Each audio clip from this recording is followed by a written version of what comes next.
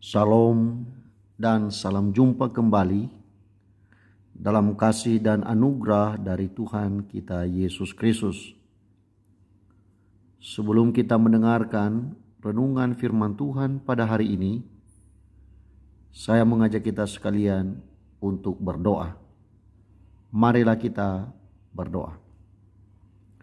Bapa di surga, kami sangat bersyukur kepada Engkau karena hari ini Tuhan memberkati kami. Tuhan sudah menolong kami bersama dengan keluarga kami masing-masing. Dan sekarang ini kami mau belajar firman-Mu. Tuhan memberikan kepada kami pencerahan, kemampuan untuk mengerti sabda-Mu. Dan oleh Roh Kudus kami sekalian dikuatkan untuk melakukannya. Dalam nama Tuhan Yesus, kami berdoa dan kami bersyukur. Amin. Pada hari ini, saya mengajak kita sekalian untuk membaca dan merenungkan sabda Tuhan yang tertulis di dalam Kisah Para Rasul, pasalnya yang keempat, ayatnya yang ke-12. Saya bacakan untuk kita sekalian. Dan keselamatan tidak ada di dalam siapapun juga selain di dalam Dia. Sebab di bawah kolong langit ini tidak ada nama lain yang diberikan kepada manusia yang olehnya kita dapat diselamatkan. Bapak, Ibu, dan saudara-saudara yang terkasih dalam nama Tuhan kita Yesus Kristus. Secara umum, agama selalu berbicara tentang kelahiran umat manusia, dosa manusia, juga membicarakan tentang agama, membicarakan tentang penyelamatan dan menyelamatkan, dan juga membicarakan tentang juru selamat dan berbagai hal yang lain yang terkait dengan dosa, penyelamatan umat manusia, dan juru selamat. Dan bagian terakhir membicarakan tentang surga.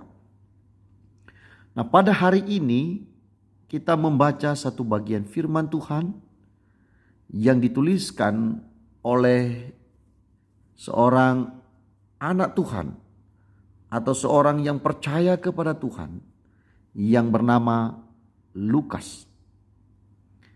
Dia menyatakan, dia menuliskan bahwa keselamatan itu hanya dapat diperoleh dari Dia, yang dimaksudkan adalah dari Tuhan kita Yesus Kristus. Semua orang butuh keselamatan karena semua orang sudah berbuat dosa. Tetapi tidak semua orang bisa menyelamatkan. Karena itulah penulis dari Kisah Para Rasul ini begitu tegas menyampaikan bahwa keselamatan itu hanya ada di dalam Yesus Kristus. Sebab di dalam penelitiannya, di bawah kolong langit ini, tentu itu sudah melalui riset, sudah melalui penelitian, membaca literatur, sehingga dia berani berkata di bawah kolong langit ini tidak ada nama lain yang diberikan kepada manusia yang olehnya kita dapat diselamatkan. Memang benar, dari zaman dahulu kala, baik itu dia sebagai imam, baik dia sebagai raja, sebagai nabi, sebagai rasul, atau sekedar menjadi orang yang percaya, tidak ada satu orang pun yang sanggup untuk menyelamatkan manusia dari dosa. Selain dari Yesus Kristus yang adalah Tuhan yang menjadi manusia untuk menyelamatkan orang yang berdosa. Dengan ayat ini maka dipertegas bahwa di luar Yesus tidak ada keselamatan.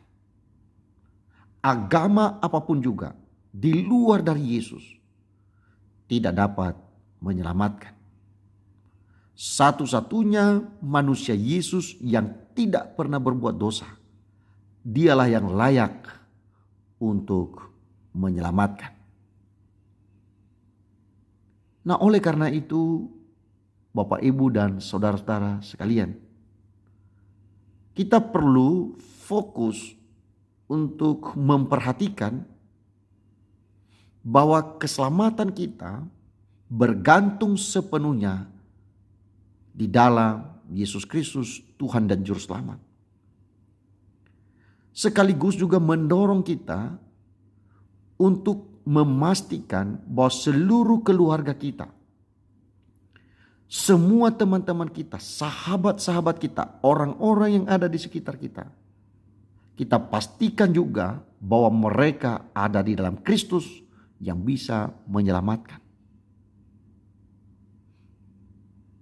Dengan demikian, maka secara tidak langsung kita diberikan mandat, diberikan perintah supaya terus menginjili. Kita sampaikan berita keselamatan ini kepada dunia yang penuh dosa, kepada orang-orang yang bertemu dengan kita setiap waktu. Sebab kalau mereka memilih penyelamatan yang lain di luar dari nama Yesus, maka itu pasti masuk neraka. Tidak ada cara lain untuk menyampaikannya, bahwa sesungguhnya ada kepastian di dalam Yesus kita bisa masuk surga, dan di luar Yesus kita bisa masuk ke neraka. Mari beritakan Injil dengan tenang, beritakan Injil keselamatan dari Tuhan dengan kedamaian. Tawarkanlah kepada mereka tentang penyelamatan di dalam Yesus Kristus. Sebab di bawah kolong langit ini tidak ada nama lain yang diberikan kepada manusia yang olehnya kita dapat diselamatkan. Terpujilah Tuhan Yesus yang adalah Tuhan dan Juru Selamat kita. Tuhan Yesus memberkati kita sekalian. Mari kita berdoa. Bapa di surga, kembali kami bersyukur kepada Engkau, karena Engkau memberikan kepada kami kepastian keselamatan. Dan karena itu Tuhan, tolong kami sehingga kami tidak ragu. Kami akan terus mengikut Engkau. Kami akan terus belajar hidup berkenan kepada Engkau, sehingga jaminan keselamatan kami di dalam Engkau tidak tergoyahkan, tidak berubah, tapi itu tetap ada sampai Engkau datang kembali. Kami percaya kepada Tuhan Yesus, Tuhan dan Juru Selamat. Dalam nama Yesus kami berdoa dan bersyukur. Amin. Tuhan memberkati kita sekalian. Amin.